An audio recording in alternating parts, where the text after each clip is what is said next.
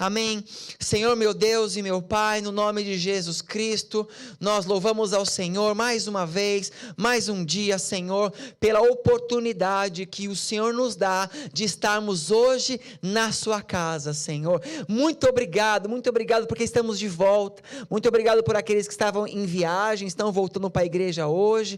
Muito obrigado por aqueles que já estão vindo desde algumas semanas. Muito obrigado por aqueles que vieram. Obrigado por aqueles que irão nos assistir online, irão nos assistir num dado momento no YouTube.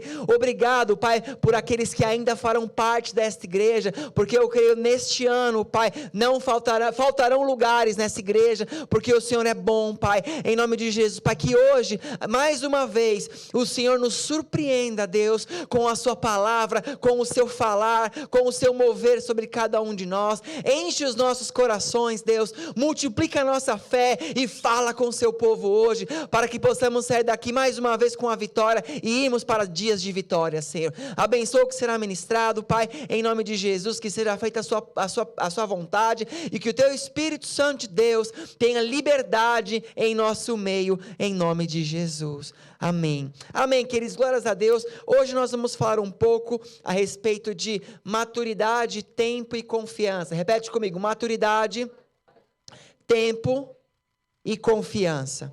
Deus tem falado comigo essa semana a respeito desses temas, né? E para eu não fazer 3 palavras em 3 domingos, cada um num tema, então eu vou trazer um contexto em uma palavra só, mas eu creio que assim como Deus tem me edificado nessa semana, Ele vai edificar a sua vida também, no nome de Jesus, amém?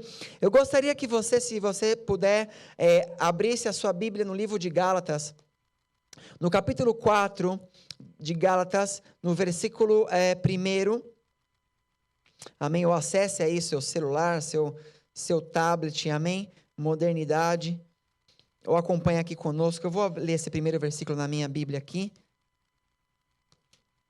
Capítulo 4, versículo 1 diz assim: digo, porém, que enquanto o herdeiro é menor de idade, em nada difere de um escravo, embora seja dono de tudo. Verso 2, no entanto, ele está sujeito a guardiães e administradores até o tempo determinado por seu pai. Assim também nós, quando éramos menores, estávamos escravizados aos princípios elementares do mundo. Mas quando chegou a plenitude do tempo, Deus enviou seu Filho, nascido de mulher, nascido debaixo da lei, a fim de redimir os que estavam sob a lei, para que recebêssemos a adoção de filhos. E porque vocês são filhos, Deus enviou o Espírito do seu Filho ao coração de vocês, e Ele clama: Abba, Pai. Assim, você já não é mais escravo, mas filho, e por ser filho, Deus também o tornou herdeiro. Posso ouvir um amém? Amém. Esse contexto, o apóstolo Paulo, ele está narrando algo de época, e ele faz uma comparação entre antes do tempo de Jesus e depois do tempo de Jesus. O que ele estava dizendo de época era mais ou menos assim: um proprietário de uma terra, um proprietário de muitos bens, quando ele tinha filhos, o filho dele, ele não, embora ele era herdeiro de toda a herança do pai, o filho, ele não tinha ação, não tinha poder nas coisas que o pai dele tinha, embora ele era herdeiro. Por quê? Porque ele ainda era menor, né? Fala que ainda era menor de idade, quer dizer, ele era imaturo. Então, ele só passaria a herdar aquilo que era do pai quando o pai dissesse para ele: agora sim, agora você já é maduro, você já é homem, então, não é, mesmo em vida, eu passo para você aquilo que eu tenho e você pode administrar os meus bens. Porém, quando ele, antes da autorização do pai, ele não era diferente de um escravo ou de um trabalhador do pai dele, porque ele não tinha nada, embora tinha a previsão que teria, mas naquele momento ele ainda não tinha. E ele fala, é a mesma coisa o reino de Deus, né? Então, antigamente as pessoas, eles eram escravas, de certa maneira, da lei, eles não tinham a herança, até que então, chega a plenitude dos tempos, e vem então Jesus, filho de Deus, nascido de mulher, né, que chama Deus de pai, ele vem e ele muda essa situação. E me chama a atenção aqui, no verso 3, que ele diz assim: assim também nós. Assim também nós. Quer dizer, isso significa a mesma coisa para mim e para você. Embora nós temos a herança de Deus por sermos filhos de Deus, amém? Existe um tempo determinado por Deus para que cada um de nós possamos usufruir dessa herança, usufruir daquilo que Deus tem para cada um de nós, não é? A palavra de Deus, ela diz que, por exemplo, que a fé é algo fundamental para a vida do cristão, correto? Fala lá, por exemplo, o justo viverá pela fé, sem fé é impossível agradar a Deus, amém? Então, a fé é algo que a gente não se discute, né? Lá em Tiago, capítulo 1, do 6 ao 7, vai dizer assim, peça, porém, com fé, sem duvidar, pois aquele que duvida é semelhante à onda do mar, levada e agitada pelo vento. Não pense tal homem que receberá coisa alguma do Senhor. O apóstolo Tiago, ele estava falando aqui no contexto, que se te falta a sabedoria, peça a Deus que livremente te dará. Porém, peça com fé, sem duvidar. Ou seja, quando você pede algo para Deus, tem muitos e muitos exemplos bíblicos que quando você pede algo, você tem que pedir crendo, pedir na certeza de Deus, na certeza que acontecerá, pedir com fé, amém? Agora, nós vemos, né, em Hebreus 6,12, por exemplo, diz assim, Hebreus capítulo 6, verso 12, de modo que vocês não se tornem negligentes, mas imitem aqueles que por meio da fé e da paciência recebem a herança prometida. Aqui então nós vemos que ele fala assim, ele está falando dos profetas, né, dos homens de Deus, ele fala assim que sejam como eles, que pela fé e paciência, nesse versículo, então a gente começa a pensar assim, somente pela fé eu posso herdar tudo aquilo que Deus me prometeu? Não. É a fé e mais alguma coisa. A fé é importante, só que somente a fé, ela não te basta. A fé, ela trará para mim e para você muitas coisas, amém? Só que somente ela não necessariamente trará tudo o que Deus tem para mim e para você. Então, vai depender de algumas coisas a mais. O apóstolo Pedro, tem um texto dele, nós vamos ler já, que ele vai dar para nós alguns exemplos do que a mais da fé a gente precisa.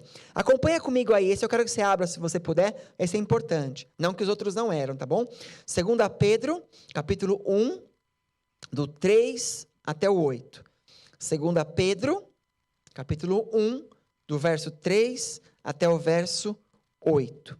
Diz assim, seu divino poder nos deu todas as coisas de que necessitamos para a vida e para a piedade, por meio do pleno conhecimento daquele que nos chamou para a sua própria glória e virtude. Por intermédio destas, ele nos deu as suas grandiosas e preciosas promessas, para que por elas vocês se tornassem participantes da natureza divina e fugissem da corrupção que há no mundo, causada pela cobiça.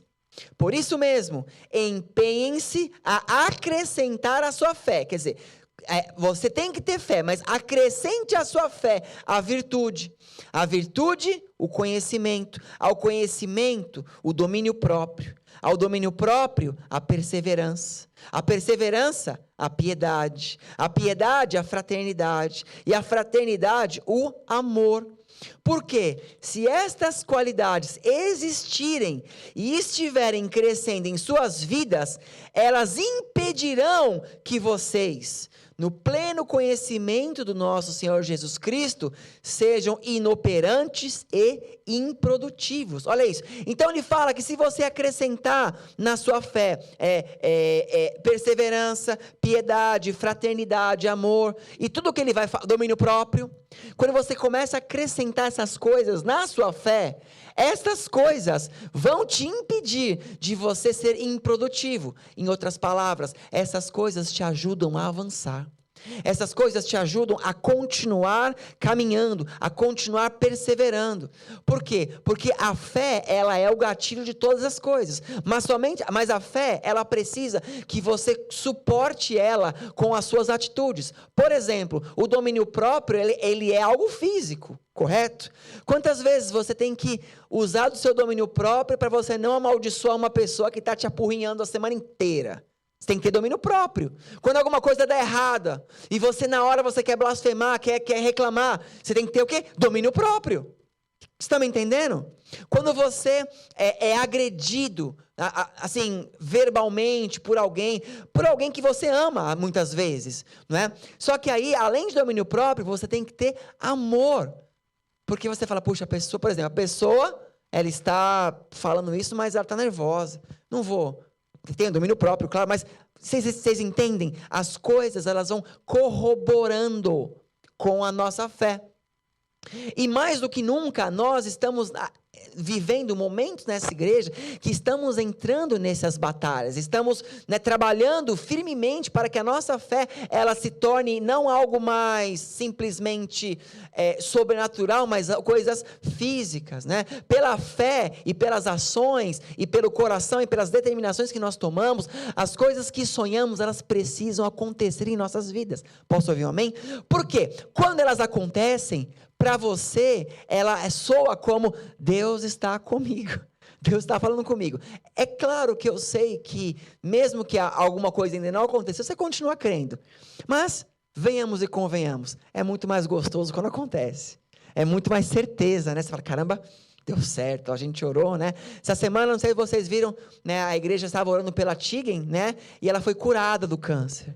Em nome de Jesus, a igreja orou e jejuou mais de um ano por ela, não é? E o médico deu a última diagnóstico que está curada, agora ela só tem que fazer o acompanhamento de 3 meses, depois 6 meses, depois de 1 ano, para ver se está tudo ok. Ela já voltou a praticar os esportes dela, já machucou a perna jogando vôlei, né? Para você ver que ela está empolgada, né? Mas, quer dizer, isso estou trazendo para a igreja como um exemplo de que é muito bom quando você ora, mas é muito bom quando Deus responde também. Amém? É muito bom quando você fala, caramba, Deus é demais, gente. Meu Deus, é nóis, né? É muito bom. Então, é isso. Agora, para que nós possamos alcançar o além, o mais de Deus, nós temos que começar a somar as coisas que estão, né, que acrescentem a fé. Por quê? Estas coisas vão te trazer maturidade. Maturidade. Se vocês se lembram que, assim, quando nós... Antes de eu falar o exemplo, perdão. Quando você é imaturo em algo, você corre o risco muito sério de perder tudo aquilo que Deus tem te dado. Agora vem um exemplo. Lembram de Lucas capítulo 15, que diz a respeito do filho pródigo? Né? O filho pródigo, né, ele recebe a herança do pai e ele perde tudo rápido. Ele gasta tudo, né, com um monte de bobeira e chega a ponto de passar fome. Por quê? Ele não estava no tempo de receber herança. Sabe que tem um estudo que diz que as pessoas que ganham grandes prêmios, né, de loteria, essas coisas, geralmente elas perdem tudo em 2 anos. Gasta tudo em 2 anos e pouco, a maioria perde tudo. Por quê? Porque não está preparada para administrar aquilo que tem que ser administrado. Gente, uma coisa que Deus se importa muito, se preocupa muito, é com a maturidade das pessoas dentro do reino dele. Tanto é que o apóstolo Paulo, né, ele começa sendo o seu ministério itinerante, né, ele começa indo nos lugares, abrindo as igrejas, né, depois que ele é ungido a apóstolo dos gentios, ele vai pregar para fora de Israel, e ele começa a ir na Grécia, vai na Itália, vai nos lugares, ele vai plantando igrejas. Só que ele não deixa nenhum líder no começo, nenhum líder na igreja, ele não forma líderes, ele planta a igreja, fica um tempo, ele fala mais ou menos assim, agora fiquem aí, que eu vou em outro lugar. Por quê? Porque o apóstolo Paulo sabia que um líder imaturo é pior do que deixar sem líder. Porque um líder imaturo destrói tudo.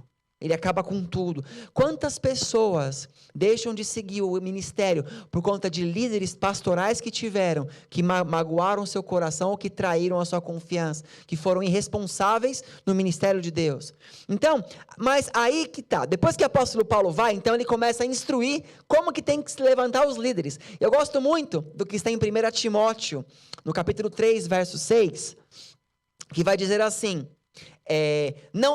a respeito de quem tem que ser líder, né? Ele fala assim, não pode ser recém-convertido, ou neófito, né? De recém-convertido, para que não se ensoberbeça e caia na mesma condenação em que caiu o diabo.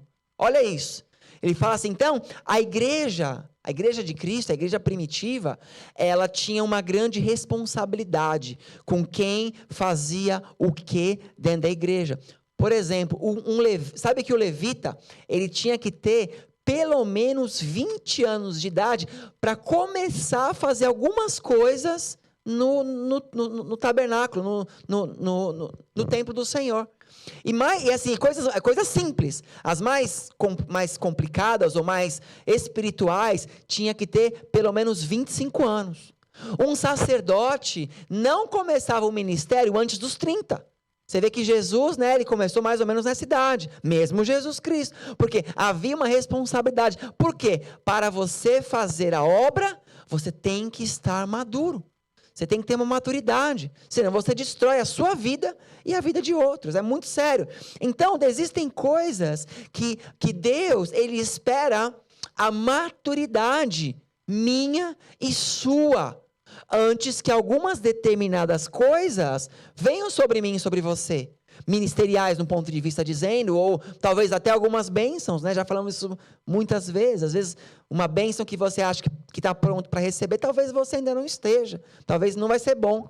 Então, Deus, ele vai preparando você. É igual quando a gente começa a vir na igreja, né? De repente você vem, aí você fala assim, nossa, esse louvor é muito alto, né? Nossa, dói meu ouvido esse louvor, né? Essa palavra demora muito, né? Nossa, o pastor fala, né? Mas você vai passando um tempo, dali um pouco você está aqui já cantando, você nem sabe se está mais alto, se está mais baixo. A palavra dá meia hora, você fala, cara, mas tá bom, né? Podia ser mais meia hora, né? Por quê? Porque você está ficando maduro. Você começa a ter prazer em absorver o que é de Deus, a dedicar um tempo a Deus, amém? Estão entendendo? Aí eu pergunto para vocês, né? Bom, tem um texto, olha só, em Marcos, capítulo 4, do 26 ao 29, que diz assim, ele prosseguiu dizendo, é uma parábola que Jesus está contando, o reino de Deus é semelhante ao homem que lança a semente sobre a terra. Noite e dia, quer ele durma, quer se levante, a semente germina e cresce, embora ele não saiba como. A terra por si própria produz o grão, primeiro o talo, depois a espiga, e então o grão cheio na espiga. Logo que o grão fica maduro, quando o grão fica maduro, o homem lhe passa a foice, porque chegou a colheita. Quer dizer, não se planta hoje e se colhe amanhã. Existe um tempo. Aí eu pergunto para você na sua vida, as coisas que você tem orado, tem clamado, há quanto tempo você está aguardando algo acontecer? É um pouco tempo, muito tempo? Você está... E qual que é a sua relação espiritual com Deus naquilo que você está aguardando? Aquilo que você almeja que Deus faça. Por que é que você almeja que Deus faça algo? Qual que é qual que é o real motivo de algo que você espera? Seja lá o que seja. Já se perguntou, por que eu quero isso? Por que eu estou querendo que tal coisa aconteça ou que tal coisa chegue na minha vida? Né? E sonde o seu coração para entender se o que você pede, de fato, é algo genuíno, é algo justo de Deus, não é? Às vezes, né, eu lembro de uma história, né, de um bispo, ele é faixa preta de jiu-jitsu, E ele falou que eles começaram a treinar e tal, né? Jiu-jitsu lá e tal na época. E todos e foram indo, e aí os amigos, né? Todos foram mudando de faixa antes dele. Sei que todo mundo já era faixa preta e ele disse que ele não era. E ele começou a desesperar, mas por que eu não sou, né? E aí ele ficava ali e não virava faixa preta de jeito nenhum. Né? E aí um dia, né, perguntaram para ele, mas por que você quer ser a faixa preta? Ele respondeu, porque todo mundo é e eu não sou. Essa foi a resposta que ele deu. Só que tinha um porém, né? Ele era crente, nenhum era crente. Esse era o porém. Né? Mas enfim, o exemplo é o seguinte, né? Por que você pede algo? Eu quero trabalhar em tal lugar. Para quê? Eu quero ter tal salário. Por quê? Quero ser gerente. Para que você quer isso? Não estou desmerecendo nenhum pedido, amém? Eu estou questionando, assim, a intenção daquilo que você pede. Aquilo que você pede está em cunho maduro, espiritual? Ou é algo infantil porque você quer? Então, Deus espera a nossa maturidade. Deus espera a nossa maturidade para todas as coisas. Para que então, chegue o tempo correto de você receber. Ele chama a maturidade de plenitude do tempo. Quando chega a plenitude do tempo, então você colhe. Aí eu pergunto para vocês, amém? Além da maturidade, então eu só preciso ter maturidade, fé e maturidade para eu colher o melhor de Deus? Não, ainda não. Ainda nós precisamos de algo a mais. Nós precisamos de algo a mais. Amém? A palavra em Hebreus capítulo 5, verso 12, fala assim: porque, devendo já ser mestres pelo tempo, ainda necessitais de que vós torneis a ensinar quais sejam os primeiros rudimentos das palavras de Deus. E vos haveis feito tais que necessitais de leite, e não de sólido mantimento. Deixa eu explicar algo que o apóstolo está ensinando aqui. Basicamente, o apóstolo Paulo, provavelmente foi ele que escreveu Hebreus, ele está dizendo assim, para os velhos na fé. Aí é para quem é crente velho. Ele está falando assim, pelo tempo que você já é crente, você não era mais para estar fazendo isso já. Era para estar fazendo isso aqui. E em vez de você estar recebendo ensino, você não está nem conseguindo aprender o que é ensinado, era para você estar ensinando. Esse tipo de coisa não era mais para você fazer. O tempo que você já viveu, você precisaria estar fazendo isso e não mais isso. Você tinha que estar comendo alimento sólido e não tomando leite. Ele está dando uma bronca, né? Às vezes a pessoa tem muito tempo na igreja, mas já era para estar fazendo muito mais coisa, mas ainda questiona. Não vou tomar ceia porque eu pequei, não vou tomar hoje. Não vou orar porque eu estou, né? Então vai pedir perdão, já sabe que tem que pedir perdão, vai pedir perdão, entende? Tipo assim, tem coisas que você precisa entender, né? Que o tempo, ele precisa te trazer a maturidade e a confiança e o andar com Cristo, e não te paralisar. Vocês estão entendendo? Tem pessoas que falam assim, mas eu já tenho muito tempo, isso aqui não é para mim, mas já tentou? Já tentou fazer? Caramba, eu estou aqui na igreja já fazem 5 anos, o pastor nunca me desafiou a fazer nada. Mas você já falar para o pastor, você se oferecer a fazer alguma coisa, ao invés do pastor te chamar? Vocês entendem o ponto? Né? O tempo, ele tem que trazer não é uma regra, mas o tempo tem que te trazer a maturidade também. Então nós temos que aprender que o tempo eu preciso crescer. As minhas lutas de hoje não podem ser as mesmas de quando eu comecei o meu ministério. Se eu tenho dúvidas ainda hoje, desde o princípio, então não posso aceitar, eu tenho que chegar no meu pastor, em alguém, e falar, olha, eu tenho dúvida nisso, eu não consigo romper isso, mas você tem que romper, para que você cresça mais, porque senão Deus não pode te entregar o que Ele te prometeu. Eu acho fantástico que Deus promete um monte de coisa. Quantos aqui já receberam promessas de Deus de alguma maneira? Amém? Que Deus, você em oração, alguém orou por você, alguém falou, olha, você vai acontecer isso, alguém já, eu acho que a gente recebe várias dessas, né? Agora aí passa o tempo, eu acho engraçado porque Deus, Ele dá a promessa, só que Deus, Ele não vai te narrar o caminho que você vai fazer para chegar ali. Ele fala assim, eu vou te dar, está escrito, né? Então ele abre lá o livro da vida da Bia lá e colocou, a Bia vai ser multimilionária, amém? Vai ter tal e tal e tal. Deus escreve lá. Só que aí que tá, né? Então, Deus deu uma promessa. para a Bia. É claro que amanhã ela não vai ficar multimilionária do nada. Vai ter um tempo até chegar. E nesse tempo, ela precisa de maturidade. Por quê? Ela vai ter que entender. Puxa, para eu ser multimilionária, não vou ficar jogando no Mega Million aí que para dar sorte.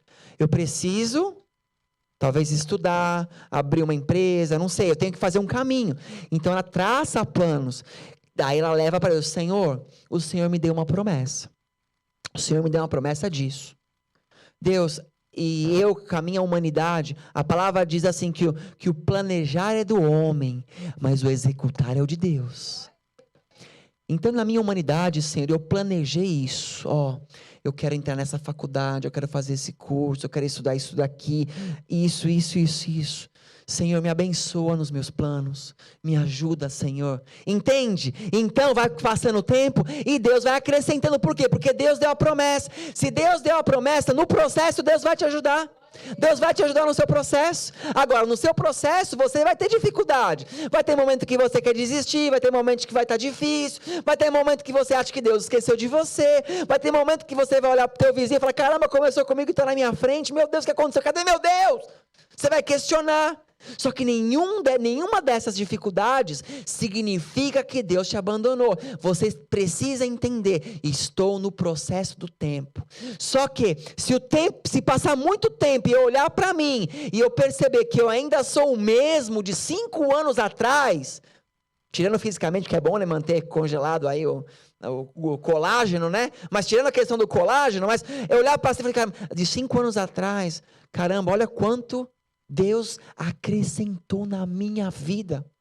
A promessa que Ele me deu não chegou ainda, mas eu tenho certeza que eu estou chegando lá, eu estou caminhando até lá, amém? E aí vem a tua fé, maturidade e tempo, você está me entendendo? Deus tem grandes coisas para nós, né?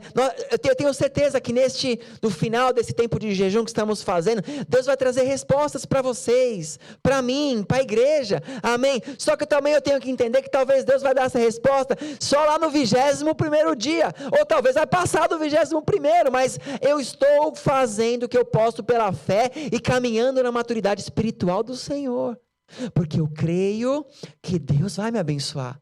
Então, para eu receber as melhores coisas de Deus, eu preciso de fé, preciso de maturidade, preciso entender que o tempo do Senhor, ele é importante.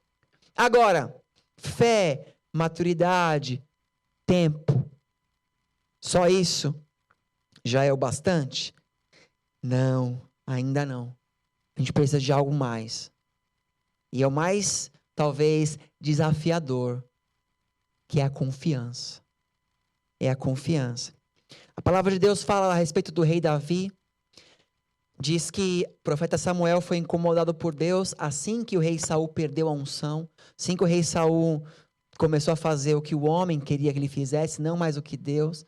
Então Deus retira a unção de reis, né, de Saul. E ele então escolhe a Davi. E fala para Samuel, o profeta, ir até a casa de Jessé. Quando Samuel chega lá, ele encontra Davi e o unge como rei, né? Davi tinha, sei lá, seus entre 15 e 18 anos de idade. Estava nessa média de idade, era super jovem. E ele recebeu uma unção ali. Gente, vocês que conhecem a história, mas vamos lá. A vida de Davi foi fácil depois que ele foi receber a unção? Gente, parece que é assim. Deus te dá uma promessa, o mundo vira de ponta cabeça. Deus fala assim, você vai ser isso. Você fala amém. Aí a rua quebra, cai um meteoro, né? Aí cai fogo do céu. Gente, começa a dinossauro renasce. Tudo acontece. Fala, caramba, Deus. Né? Mas, para quê? Deus te dá uma promessa. Quando Deus te dá uma promessa, gente, eu quero que você aprenda isso. Eu demorei para aprender, mas eu quero que você aprenda isso hoje de graça. Quando Deus te dá uma promessa, junto com ela, Deus te dá uma responsabilidade de fé, maturidade, tempo e confiança. Não é só receber, você vai ser provado. Você vai ser provado você vai ter que ficar maduro para administrar aquilo. Você vai ter que esperar o tempo de Deus, a promessa veio, mas é no tempo dele. E você vai ter que confiar como ele vai fazer. Sabem que em um dado momento, Davi ele recebeu a unção e ficou lá, pastoreando as ovelhas. Passa um tempo, os irmãos de Davi, não sei se todos, mas alguns irmãos de Davi eram do exército de Saul, e estava tendo aquele momento que o exército filisteu, onde havia Golias, estava provocando o exército de Deus, e Davi, então, ele vai lá, todo cheio de fé, e fala, o quê? Esse incircunciso filisteu, incircunciso significa assim, esse homem sem aliança com Deus, né? Esse homem sem aliança com Deus vem aqui, vai ficar esculachando, né, a geral aqui, vai ficar esculachando o pessoal de Diadema, vai ficar esculachando o pessoal de São Bernardo, aí você é maluco? Não, nós vamos lá. E Davi, ninguém quer ir, Davi vai lá e tal, põe lá, pega lá a sua funda, tal, mata o Golias. Ali, daí ele sai de lá, o pessoal começa a cantar, caramba, hein? Fizeram até um corinho ali de paróquia ali, né? Saul matou 1000, né? E Davi matou milhares, né? E Davi, tipo assim, é engraçado, né? Pra você ver como o povo é embaçado, gente. Davi, tipo assim, Davi, não tem a história que Davi matou milhares. E o povo fala, matou milhares. Tipo, a única coisa que Davi falou que ele tinha matado era um leão e um urso. Era o que ele tinha dito para proteger. Davi nem era guerreiro, mas o povo estava ali, né? É que nem aquele negócio de escola, né? Urra, né? Ficar provocando ali. É mais ou menos isso. E aí, Saul ficou irado. Falou, vou matar esse ruivo de boa face aí. Vou matar esse alemãozinho. Aí foi aí que começou, né? A alemãofobia. Foi nessa época aí, os alemãozinhos. Foi aí que começou.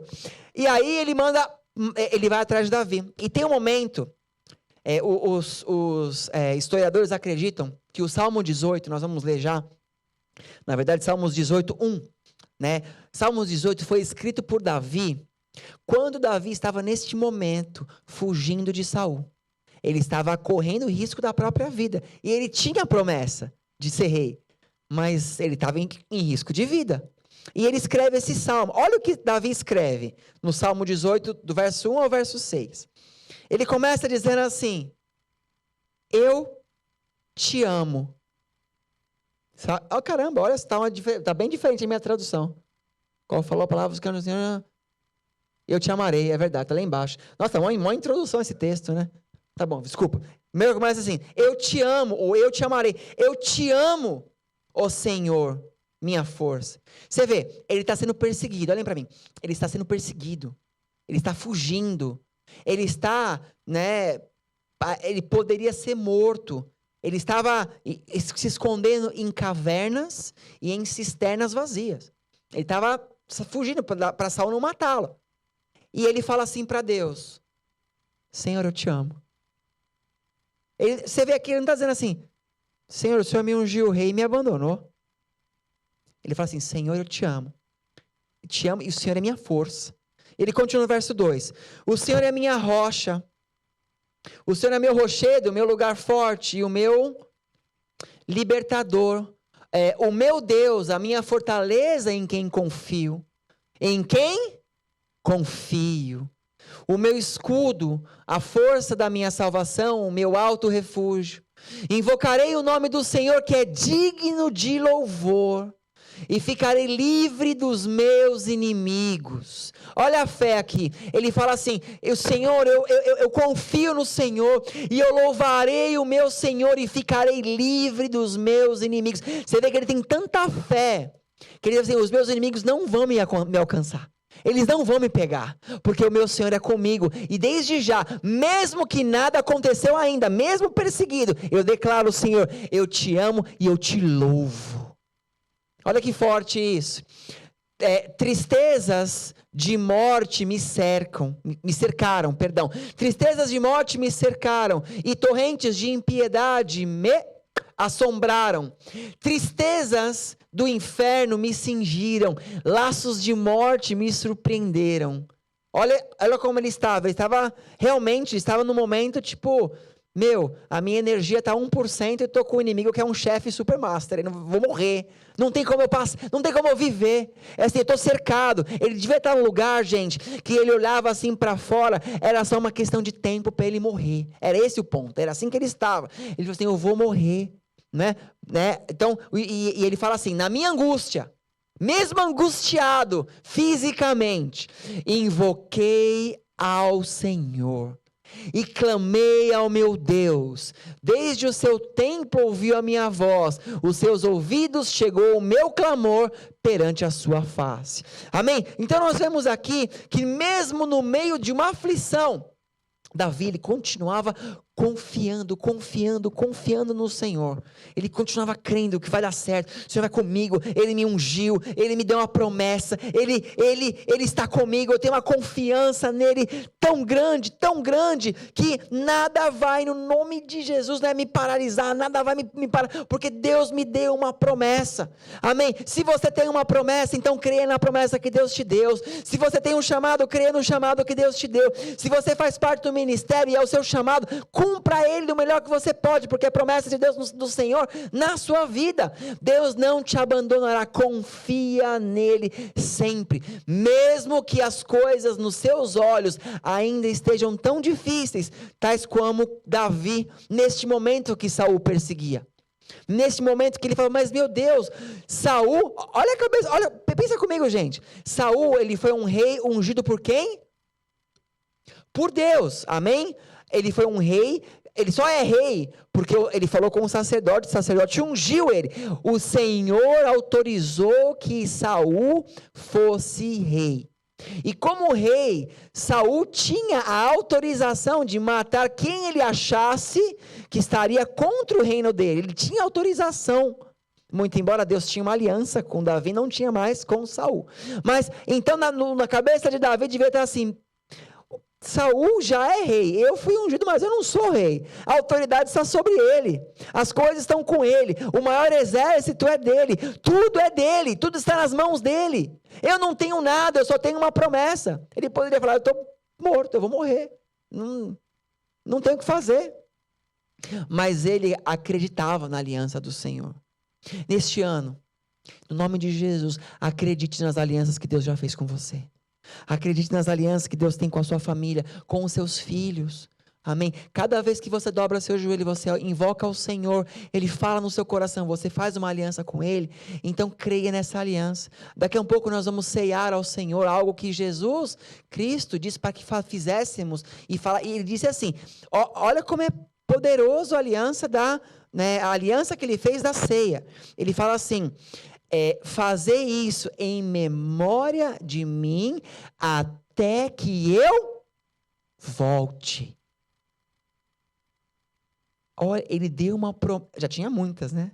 Mas ele deu uma promessa, que ele vai voltar. Quem sou eu para duvidar do meu Senhor? Nada que ele promete volta vazio. Nada que ele promete volta vazio. A não ser que você se esconda numa caverna e não faça nada. Então Deus vai respeitar o seu livre-arbítrio, mas mesmo assim, né? Tem coisas que não dependem de você. Todo dia o sol nasce. Hoje mesmo, né, Adriana, bem visto, estava um sol maravilhoso quando a gente começou o culto hoje, né? Toda vez que eu vejo o sol, principalmente aqui, como eu aprendi a dar valor ao sol aqui, gente.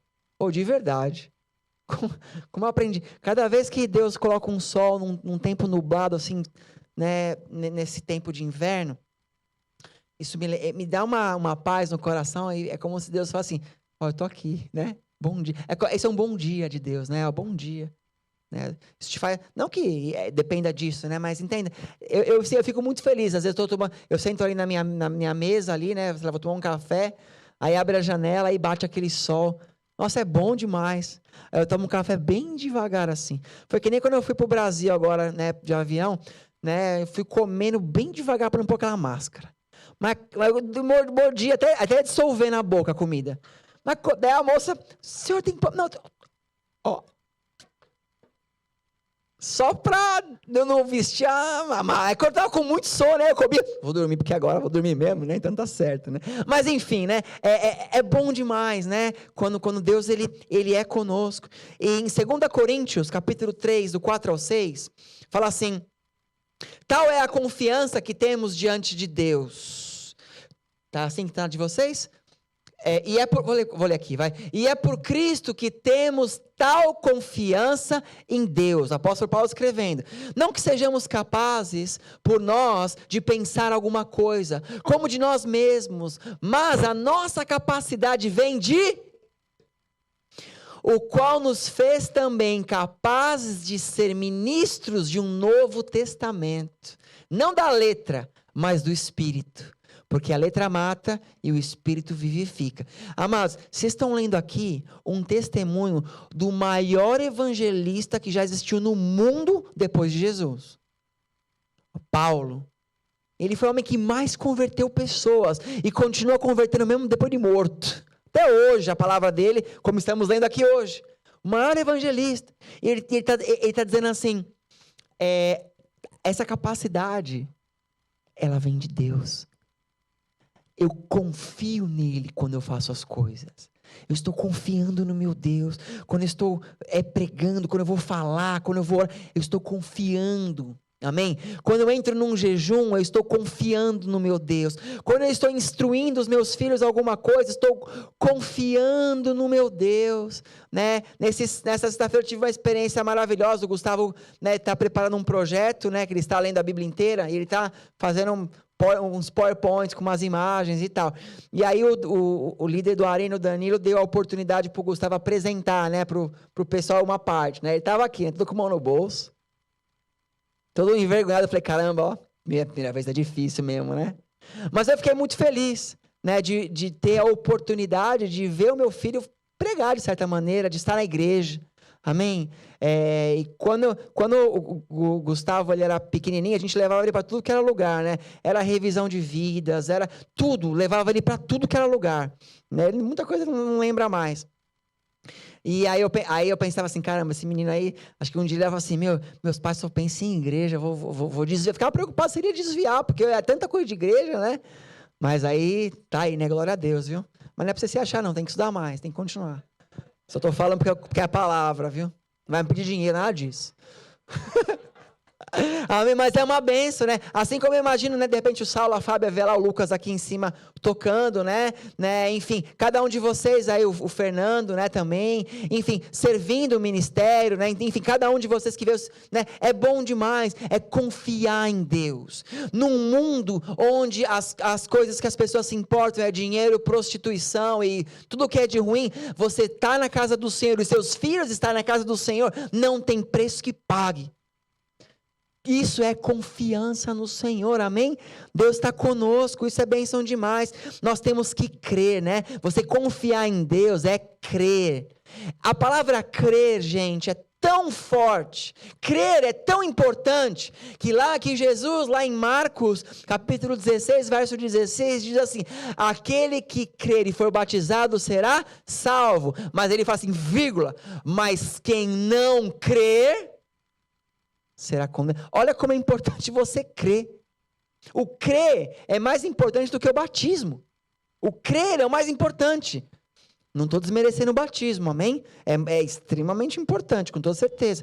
Mas aqui Jesus está mostrando assim, se você tiver que crer, assim, crer é a coisa mais importante, você acreditar.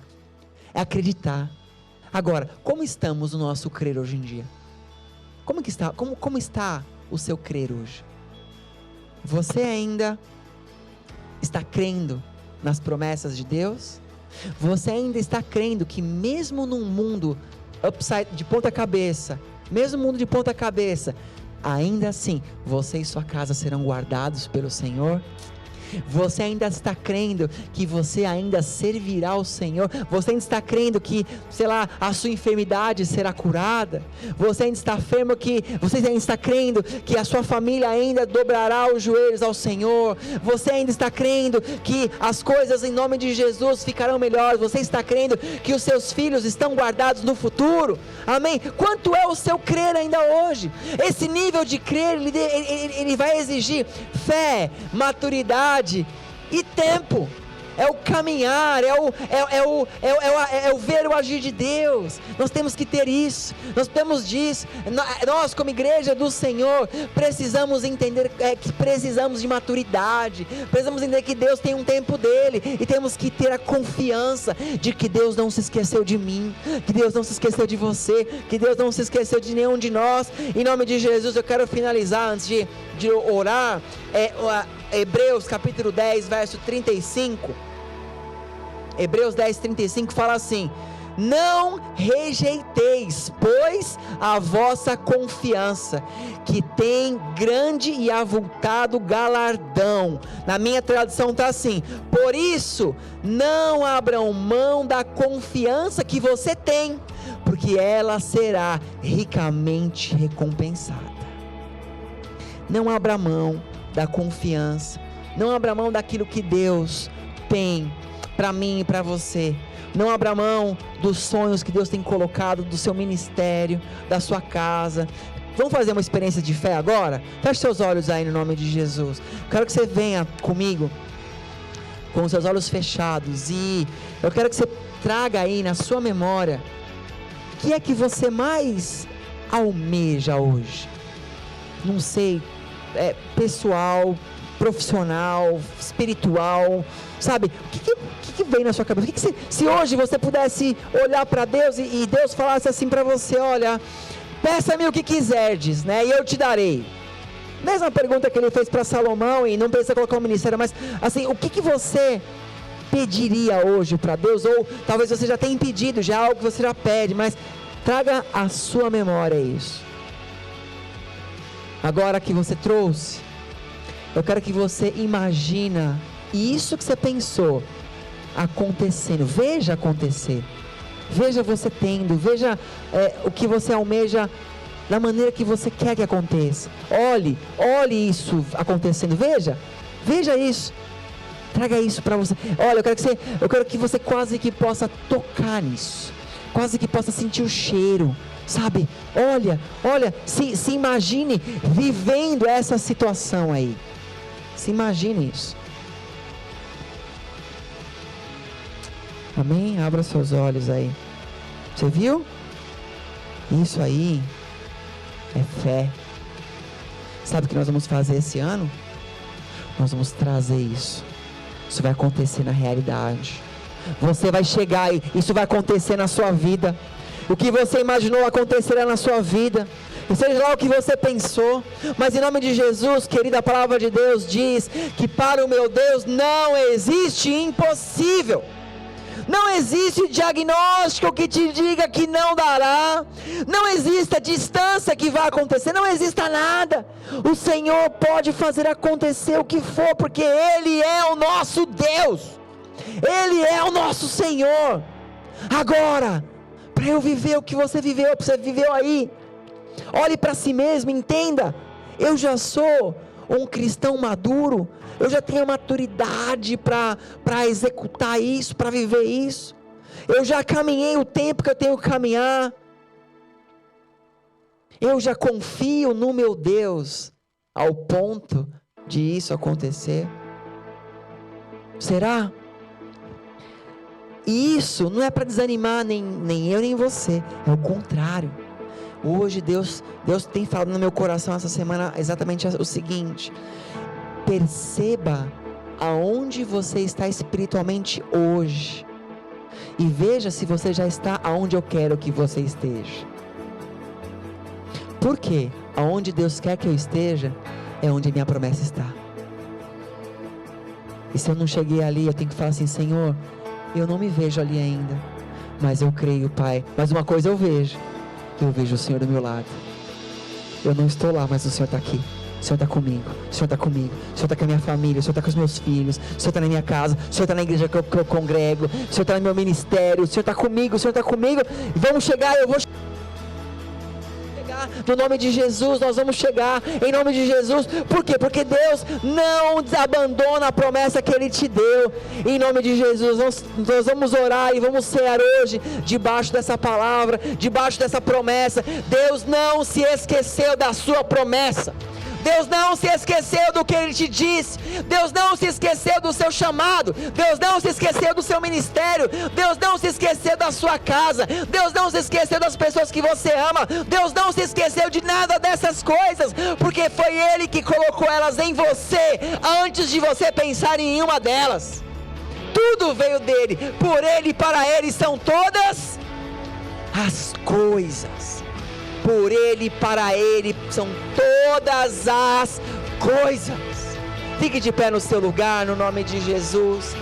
Nós vamos orar neste momento, em nome de Jesus. Amém, nesse intuito, nesse impeto agora, em nome de Jesus, de ter maturidade, de entender o tempo de Deus e aprender a ter confiança. Nós vamos desligar agora, no mundo espiritual, o que tem roubado a nossa confiança. Em nome de Jesus. Nós vamos fazer uma oração. Eu não vou te pôr nenhuma roubada não. Você vai repetir comigo em nome de Jesus, e depois nós vamos orar. Amém. Põe a mão no seu coração aí, querido. Põe a mão no seu coração pela fé, pela grande fé que você tem aí, no nome de Jesus. Em nome de Jesus, repete assim comigo: Senhor, em nome de Jesus, em primeiro lugar, eu te agradeço por estar hoje aqui, por estar ouvindo esta palavra que vem do Senhor. Por isso eu declaro que eu buscarei maturidade, vou esperar o tempo do Senhor, e declaro que confio no Senhor. E com essas coisas, eu agora desligo do meu coração toda falta de confiança, toda falta de fé, e eu declaro pelo mundo espiritual que tudo que me paralisava eu lanço fora, e declaro de novo: este ano viverei pela confiança que eu tenho no meu Senhor, em nome de Jesus. Em nome de Jesus, Senhor Pai, em nome de Jesus, nós oramos nessa hora, Pai. Entregamos agora, Pai, no seu altar tudo aquilo que imaginamos. Querido, começa a falar assim para Deus, começa a falar para Ele o que você quer, o que você imaginou, e fala assim: Senhor, este sonho e esta vontade agora eu entrego no seu altar, e faça a sua vontade. Entrega para Deus agora, não fica mais em você, não dependa mais de você. Aprende hoje a depender de Deus, porque é Ele quem fará. Em nome de Jesus, Pai, nós entregamos agora todos os nossos sonhos, todas as visões, todas as promessas, ó Pai, entregamos no seu altar e te damos autoridade, Senhor, ó Pai. Faça em nós o seu querer, faça em nós a sua vontade, Senhor. Nós não mais queremos depender de nós mesmos, nós queremos, Senhor, em nome de Jesus Cristo, aprender a confiar no Senhor, aprender a confiar no seu tempo, aprender a confiar na sua maneira de agir, aprender a confiar naquilo que o Senhor tem feito e naquilo que o Senhor ainda fará. E assim como Davi orou, Pai, nós te amamos e declaramos o nosso louvor ao Senhor, e temos a certeza que os nossos inimigos não nos matarão, não nos paralisarão, os nossos inimigos não nos vencerão, porque o nosso Senhor é conosco todos os dias. E eu declaro, Deus, mesmo contra toda a visão humana, este ano é o ano que veremos as provisões do Senhor em todas as áreas das nossas vidas, no nome de Jesus. Se você quer dar uma salva de palmas ao Senhor em nome de Jesus.